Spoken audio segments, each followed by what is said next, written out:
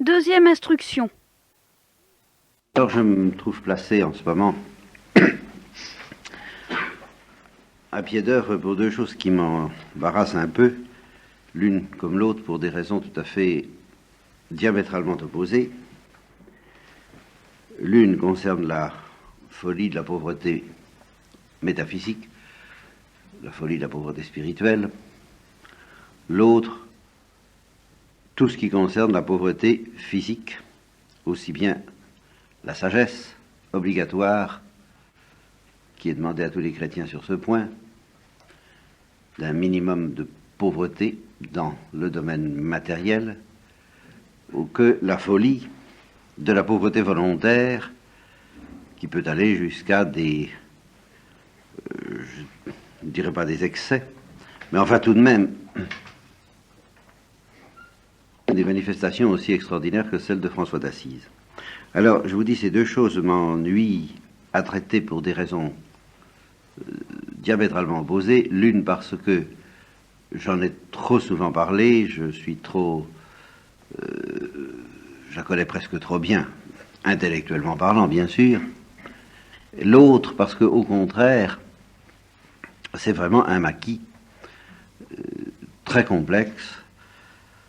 Qu'est-ce que c'est que la pauvreté volontaire? Qu'est-ce que ça demande? Au départ, ça a l'air très simple si on prend la parole de Christ dans l'Évangile. Une chose te manque encore, quitte tout, vends tous tes biens, donne-les aux pauvres, et suis-moi, et tu auras un trésor dans le ciel. Ça, c'est la folie de la pauvreté dans le domaine matériel.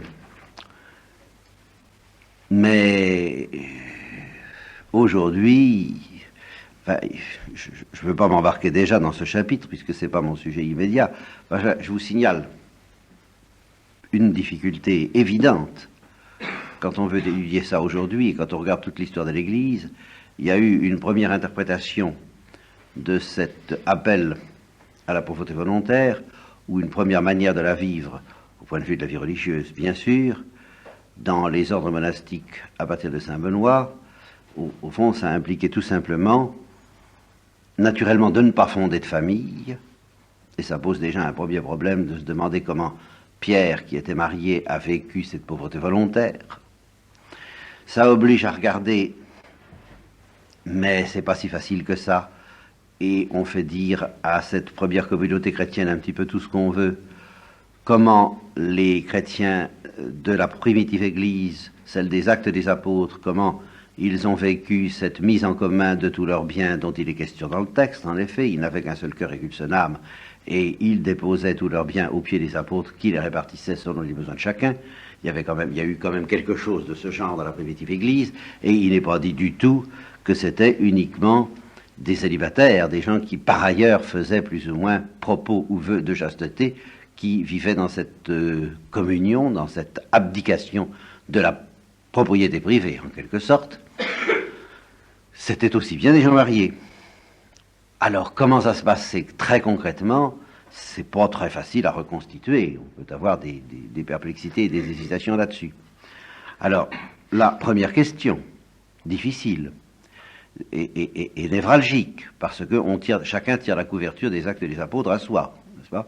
On interprète ça selon son idée. Voilà comment ça devait se passer, et voilà comment ça doit se passer de nos jours, pour que nous puissions rejoindre l'esprit de la primitive Église. Par-delà toutes les structures, superstructures, infrastructures, métastructures, et qui embarrassent le chrétien et qui l'empêchent de retrouver la simplicité évangélique des premiers temps. Ça, c'est une obsession, une préoccupation très constante chez les modernes, et qui oblige tout de même à se demander, mais enfin, qu'est-ce qui s'est passé dans les Actes des Apôtres? Avec cette difficulté particulière, et en même temps particulièrement intéressante, de savoir comment des gens mariés, éventuellement, tels que Pierre, et tels que les premiers disciples, ont pu pratiquer une telle mise en commun des biens sans pour autant abandonner la vie de famille. Et à partir de la vie monastique, c'est plus simple. le vœu de pauvreté se trouve lié au vœu de chasteté, c'est-à-dire on renonce à fonder une famille. Ça semble bien être l'appel plus ou moins implicite qui était lancé au jeune homme riche, quand même. Et alors là, ça devient très clair. Tout ce qu'on peut avoir comme bien, soit de l'ordre du patrimoine, soit de l'ordre de ce qu'on pourrait gagner comme argent à l'aide de ces qualifications, comme on dit aujourd'hui, eh bien, tout cela appartient à la communauté. N'est-ce pas ? Le système repose là-dessus. Pas de propriété individuelle, pas de propriété privée. C'est l'absolu de la vie monastique. C'est quelque chose de tout à fait essentiel chez les bénédictins, chez les trappistes, chez tous ceux qui se réclament de cette tradition. L'individualisme, la propriété privée est chassé comme le poison numéro 1 de la vie monastique. Moyennant quoi, on peut effectivement, a priori, c'est pas exclu, vivre confortablement, pourvu que ce confort soit non pas défini par l'argent qu'on gagne, mais par la manière dont les biens sont distribués à l'intérieur de la communauté, selon les besoins de chacun, par le père abbé ou le supérieur. Il ne faut pas oublier que sur ce point, saint Augustin, je vous l'ai déjà dit, a des vues extrêmement humaines, fines, et pas du tout démocratiques au sens d'aujourd'hui, puisqu'il dit, écoutez, ceux qui viennent dans cette vie après avoir connu une certaine aisance, eh bien, il ne faut pas les traiter comme ceux qui ont connu la pauvreté et qui ont ce bonheur, dit saint Augustin. Donc il ne s'agit pas de la misère, de la détresse, n'est-ce pas? Il s'agit de la pauvreté. Eh bien, ils ont connu ce bonheur, comme on dirait aujourd'hui, d'avoir moins de besoins. Ils ont cette supériorité sur les riches. En ce temps-là, on appelait ça pauvres et riches. Eh bien, ils ont cette supériorité sur les riches d'avoir moins de besoins. C'est beaucoup plus agréable dans la vie. Alors, de ce point de vue-là, vous vous doutez un peu de l'extraordinaire indigence, de l'extraordinaire misère dans laquelle nous sommes réduits au XXe siècle de par ce qu'on appelle la société de consommation. C'est quelque chose dont nous n'avons aucune idée. Les besoins que nous avons comparés à ceux qu'on pouvait avoir au IVe siècle, si vous laissez de côté certains riches, ultra riches, faisant partie d'une minorité, alors qui, elle, effectivement, aboutissait à des résultats complètement faisandée, elle aussi, dans l'abus des besoins extraordinaires qu'elle essayait de satisfaire. Mais si vous faites abstraction de cette très petite minorité, les gens courants, les classes moyennes, dans la mesure où elles commençaient à exister, assez faibles, le peuple, dans la mesure, disons, où il pouvait vivre et où il n'était pas réduit à une extrême misère, eh bien, il vivait plus heureux que nous, humainement parlant. Parce qu'il avait moins de besoins. Qu'est-ce que vous voulez, c'est quand même un bonheur. Je ne prêche pas la misère, vous comprenez ?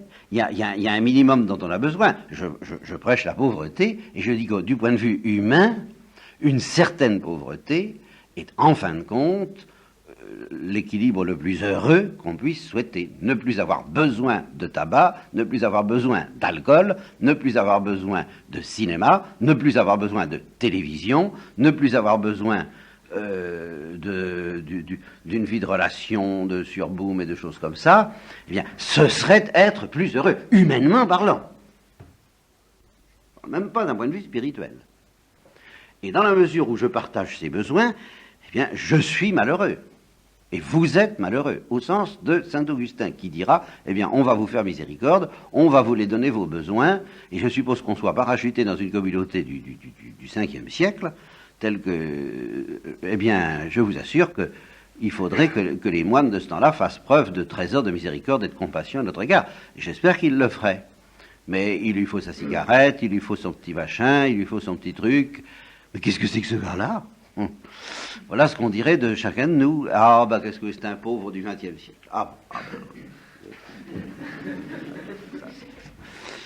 S'il est du XXe siècle, alors il faut bien lui passer certaines choses, jusqu'à ce qu'il retrouve ce bonheur que nous avons, nous, de ne pas avoir besoin de tout ça.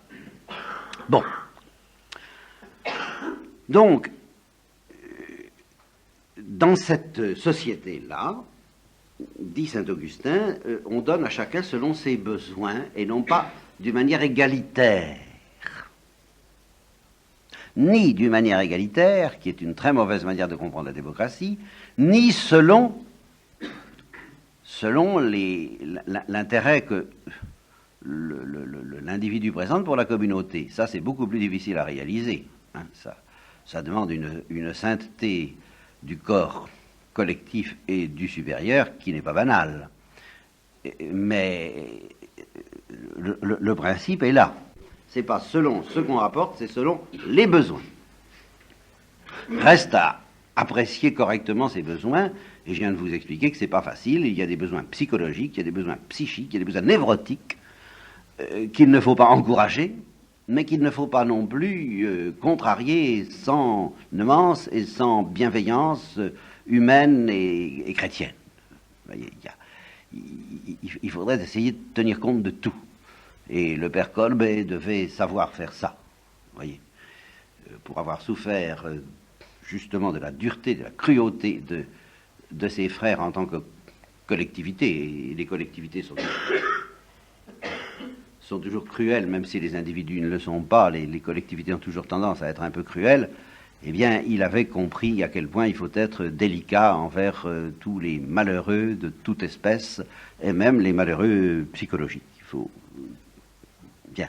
Alors, donc, l'épure idéale, le schéma idéal de la société monastique, c'est ça.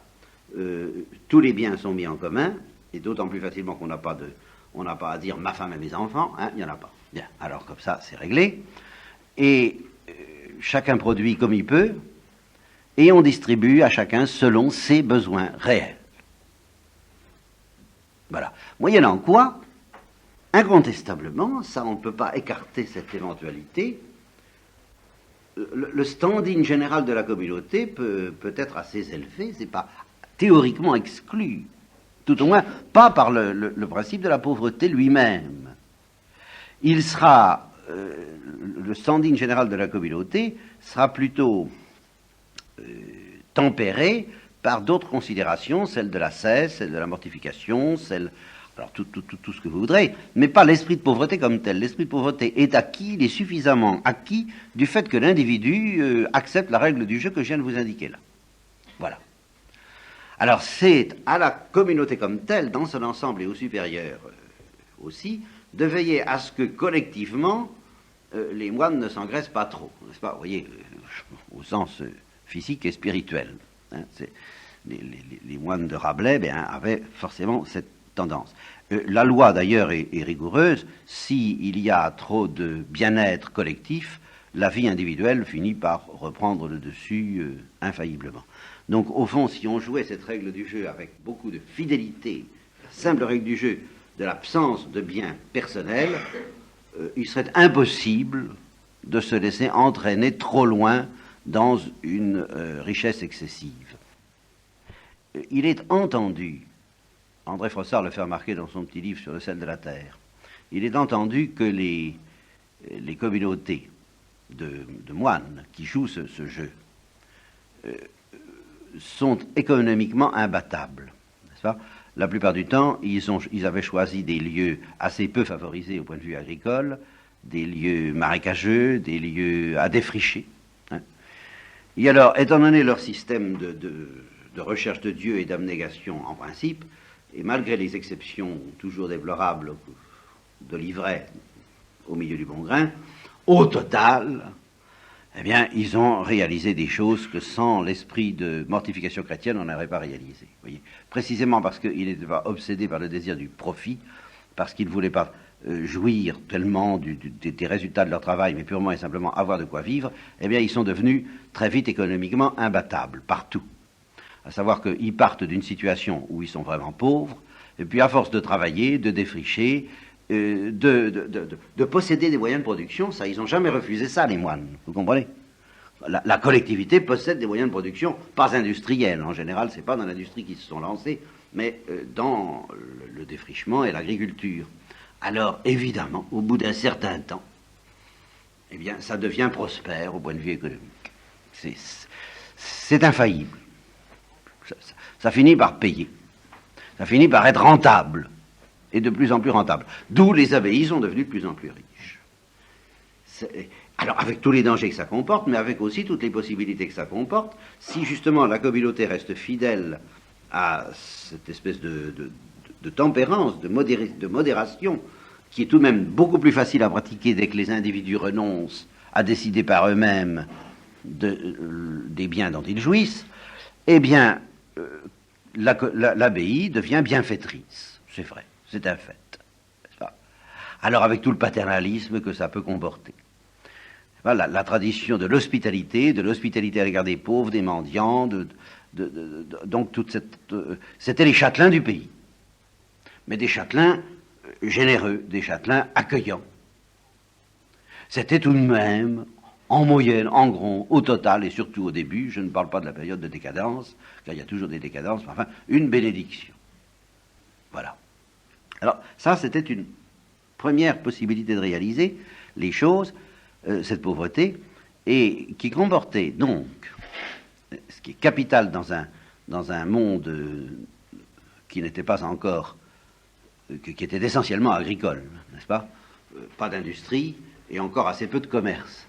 Eh bien, la communauté avait le droit de posséder des biens fonciers, c'est-à-dire la grande richesse française pendant des siècles, voyez, et des biens fonciers quelquefois considérables. La communauté comme telle pouvait posséder tout ça. L'individu ne possédait rien, mais la communauté, oui. Donc non seulement des biens de consommation, mais des biens de production. Bon. La deuxième réalisation historique de cette affaire-là, ce furent les ordres mendiants, qui, eux, ont accompli cette révolution à l'intérieur de l'Église, justement, qui avait une très grande portée en ce temps-là, de refuser de posséder des biens fonciers, même au niveau collectif. Et c'est pour ça qu'on les a appelés mendiants. Vous voyez, ils n'avaient pas le moyen de gagner leur vie, le seul moyen de gagner leur vie au niveau collectif qui était normal en ce temps-là, qui était la possession des biens fonciers. Alors, ils ont décidé de se livrer, comme les pauvres, vraiment pauvres de ce temps-là, ceux qui, justement, les mendiants, eh bien, ils ont dit, ben, nous serons nous aussi des mendiants. Et ainsi, il y a eu un côté par où les ordres mendiants se sont assimilés aux plus pauvres. Vous voyez, l'habit que je porte en ce moment et qui coûte peut-être plus cher que le vôtre, enfin, je n'en sais rien. Ben, en ce temps-là, il n'a pas du tout été choisi pour être ecclésiastique, pour être monastique, et encore moins pour être beau. C'était purement et simplement l'habit le moins cher, ce qu'on appelait la bure, c'est-à-dire l'étoffe la meilleure marché. C'était pas du tout une étoffe qui ne protégeait pas du froid, ça protégeait du froid, mais enfin c'était grossier. Le système des pères abbés, le système des abbayes monastiques avant les ordres mendiants, était à certains égards plus proche de ce qu'on réclame aujourd'hui que l'idée des ordres mendiants. Parce que les moines gagnaient leur vie par le travail. Alors ils la gagnaient très bien, d'accord? Au début, ils la gagnaient pas très bien, ils la gagnaient mal, ils avaient du mal. Mais à force de vivre dans une austérité incontestable et de travailler, eh bien, évidemment, l'abbaye devenait prospère. C'est infaillible. Et si quelqu'un aujourd'hui veut gagner sa vie pour vivre comme tout le monde, mais a réussi le tour de force de ne plus avoir les besoins du XXe siècle, qu'est-ce que vous voulez, il finira tout de même, s'il a une certaine compétence, par gagner sa vie mieux que les autres. Et le problème se retrouvera posé individuellement, mais ce sera toujours la même chose. Il faudra faire attention. Tandis que les ordres mendiants, eux, ils ont résolu radicalement le danger incontestable qu'il y a à gagner sa vie. C'est qu'au début, on a du mal, mais et puis souvent, peut-être, on peut être dans des anxiétés, dans des détresses considérables, dans une société qui ne donne pas le droit au travail comme elle devrait le faire. Ça, il peut y avoir de très sales moments, c'est vrai, mais ça peut aussi très bien marcher. Alors les ordres mendiants, c'était radical, on ne gagne pas. Du tout. On en dit. Bien. Alors cette formule, à son tour, comporte des dangers. Incontestables. Parce que, là encore, quand c'est précaire, c'est toujours pareil. Quand c'est précaire, quand on n'est pas sûr d'obtenir, de gagner sa vie, et on va peut-être y revenir. On va peut-être y revenir dans une société déchristianisée où, qu'est-ce que vous voulez, en fait, on a beau dire qu'on ne gagne pas notre vie, par exemple, nous, dominicains, en fait, on la gagne un peu, en ce sens que c'est un fait que reçoivent plus facilement ceux qui fournissent une contrepartie, une prestation, pardon, excusez-moi. Ceux qui fournissent une prestation recevront plus que ceux qui, à partir d'un certain âge ou à cause de certaines maladies, ne fournissent plus rien du tout. Et alors, ceux-là seront forcément amenés à connaître une mendicité qui sera d'autant plus dure, humiliante et précaire qu'elle ne sera pas reconnue ni par la société, ni par l'Église, ni par les frères, qui diront « Ah non, non, non, non plus de ça, c'est trop commode. Ça n'est plus être prolétaire. » Bon. Mais il y a aussi le danger que ce soit trop bien reconnu, et il y a eu une époque où ça a été parfaitement reconnu. Hein, au XVIIIe siècle, avant la Révolution française, les ordres mendiants se portaient très bien.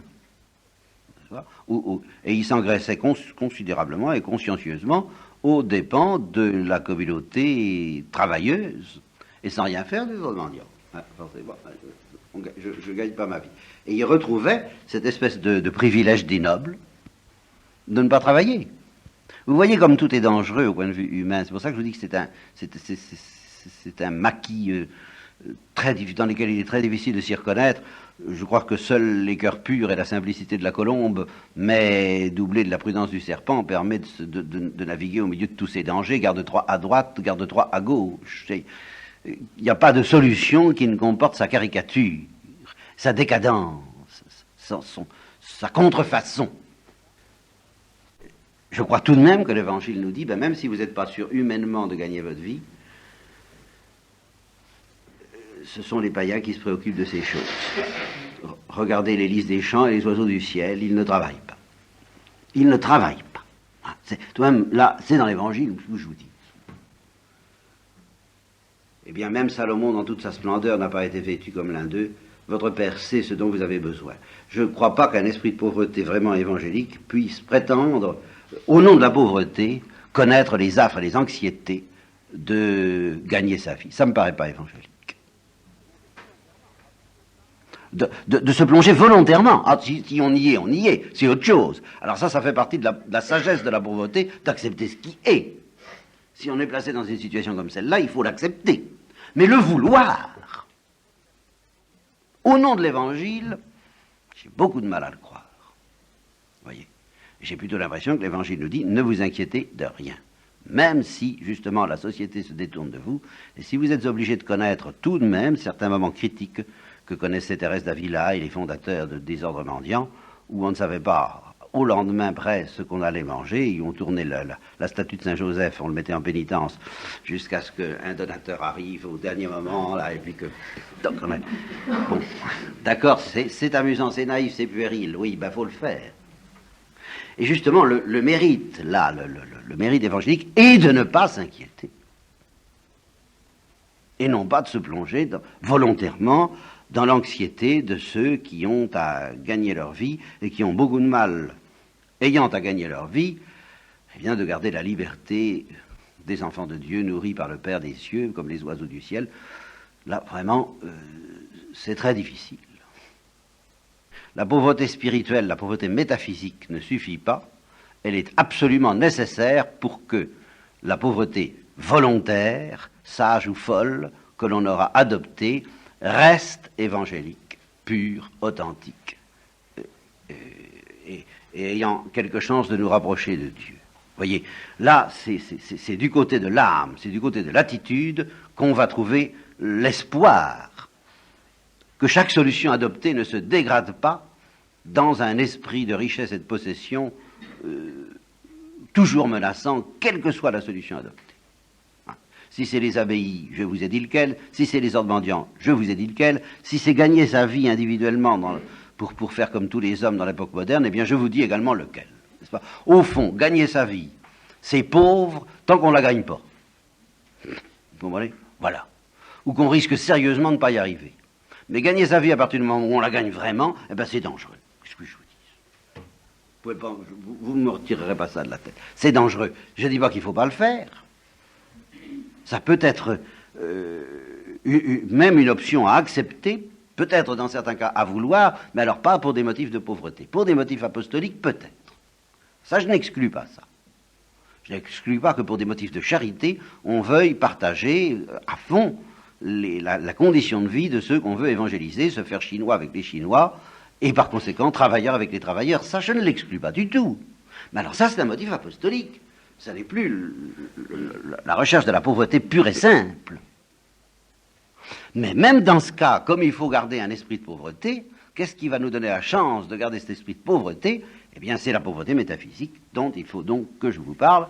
Et alors là, sur la pauvreté métaphysique, là, comme je vous le disais, là j'ai souvent parlé, je suis obligé de vous le rappeler tout de même parce que certains d'entre vous ne m'ont jamais entendu trop parler de ça. Et puis ceux qui l'ont déjà entendu, ça leur fera peut-être pas de mal de le réentendre. Alors, je vous ai dit hier ce qu'est la pauvreté métaphysique obligatoire, que j'appelle la sagesse de la pauvreté métaphysique. J'ai oublié de vous apporter un livre que j'ai parcouru hier soir, et qui m'a paru tout de même très impressionnant à ce sujet. Je vous ai dit, au fond, la pauvreté métaphysique, ça consiste à accepter une loi. Ça consiste à accepter d'être une créature, donc de ne pas être le maître de sa vie.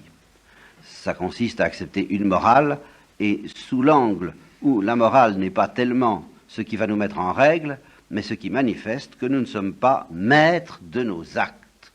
Nous ne sommes pas libres de faire ce que nous voulons. Nous ne sommes pas la règle de notre propre vie. Et nous sommes obligés de dire constamment, ça peut se dire par amour, mais ça doit se dire avec toute la fermeté, je dirais la dureté d'une vérité stricte, que ta volonté soit faite et non pas la mienne. N'est-ce pas ? Le b.a.-ba de la sagesse de la pauvreté métaphysique, c'est de dire ça. Que ta volonté soit faite, que ta loi règne sur moi, même si je suis pécheur et que je pêche 77 fois 7 fois, je décide de mettre ma vie sous la lumière de ta loi. Cette lumière me condamnera 77 fois 7 fois, eh bien tu me pardonneras 77 fois 7 fois, mais je remettrai toujours ma vie sous la lumière de ta loi. Je ne la conteste pas. C'est ça le minimum obligatoire de la sagesse métaphysique. Eh bien, hier soir, j'ai lu un livre qui m'a impressionné, qui est tout simplement une histoire du surréalisme. Bon, on dirait qu'est-ce que ça vient faire là-dedans. Eh bien, j'ai été impressionné parce que les premiers surréalistes avaient bien la prétention de faire une révolution plus importante, plus radicale, plus absolue que la révolution marxiste. Et là-dessus, ils se battaient avec les marxistes, et les marxistes leur disaient, vous êtes des petits rigolos. Vous comprenez, vous êtes des petits rigolos parce que vous vous contentez de causer. Nous, on agit. Et on prépare la vraie révolution, la révolution efficace, la révolution prolétarienne. Et les bourgeois de ce temps, et les catholiques, et les bons-pensants, et les bien-pensants, et tous ces gens-là, avaient un peu la même réaction.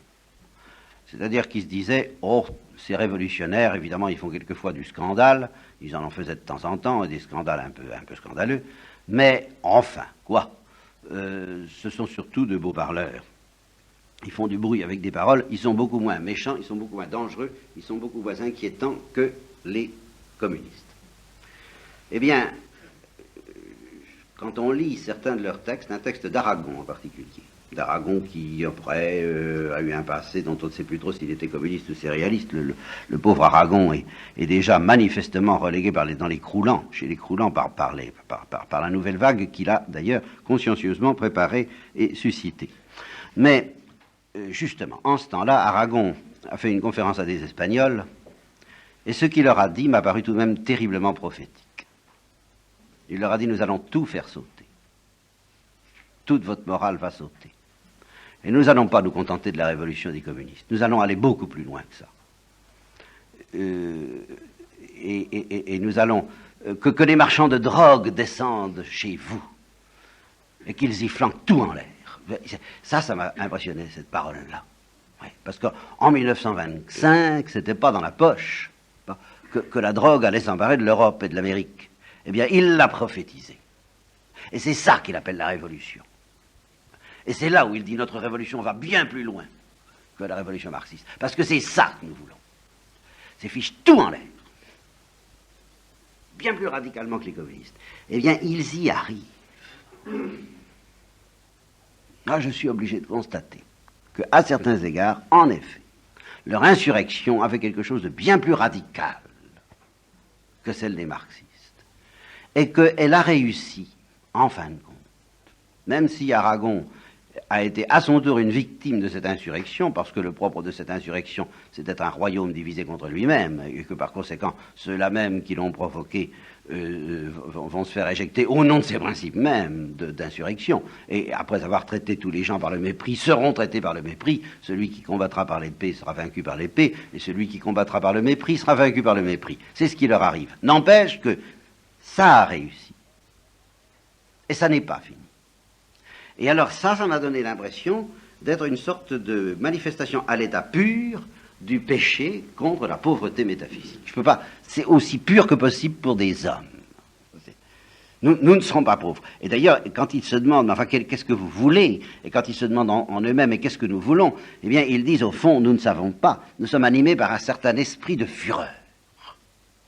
C'est tout. Nous ne savons pas très bien quels seront les points d'application de cette fureur, mais nous voulons rester dans la fureur. Et si justement quelqu'un nous propose quelque chose de tel que notre fureur s'apaise, nous refusons. Parce que nous ne voulons pas que la fureur s'apaise. C'est vraiment essentiel au surréalisme, ça. Eh bien, je pense qu'on ne peut pas faire mieux, humainement peut-être. En tout cas, je ne connais pas de meilleure réalisation aujourd'hui du péché contre la pauvreté métaphysique. C'est très exactement ça. Et leur fureur, c'est vraiment la fureur de Caïn contre Abel qui accepte la pauvreté métaphysique. C'est ça, là, c'est le fond de toute l'affaire. Caïn n'accepte pas qu'Abel accepte. Vous voyez, sa condition de créature, et de créature condamnée à la pénitence en plus de ça, bien sûr. Alors, ça, c'est la révolte généralisée contre cette condition de créature.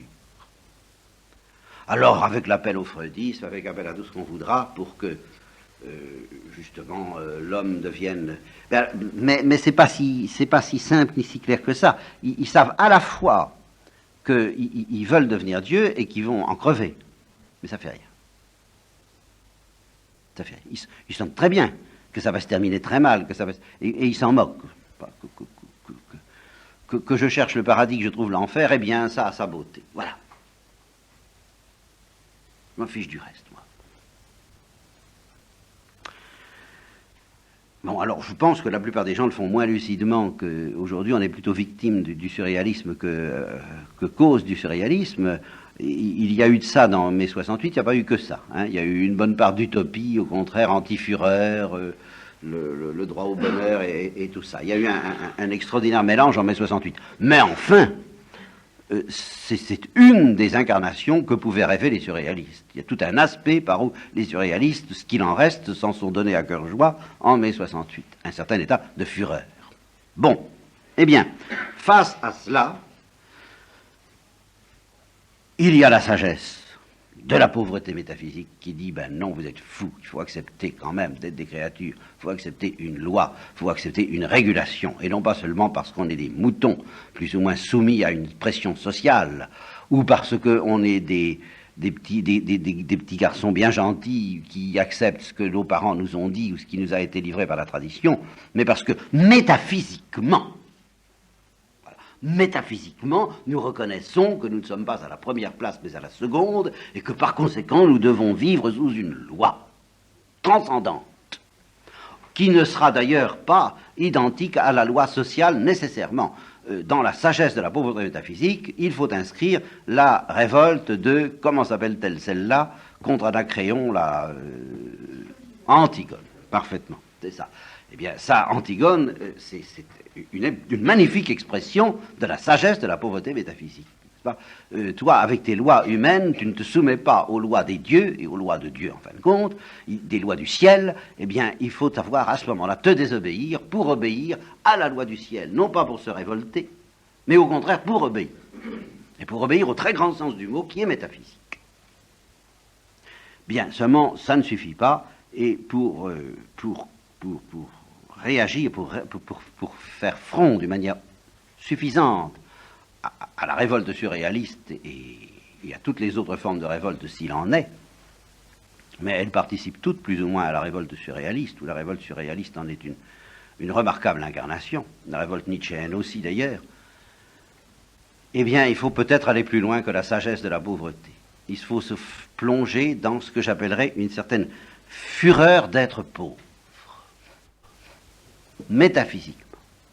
Et cette fureur d'être pauvre, métaphysiquement, alors c'est la spiritualité de Thérèse de l'Enfant Jésus et de la Sainte Vierge dont je essaierai de vous parler ce soir.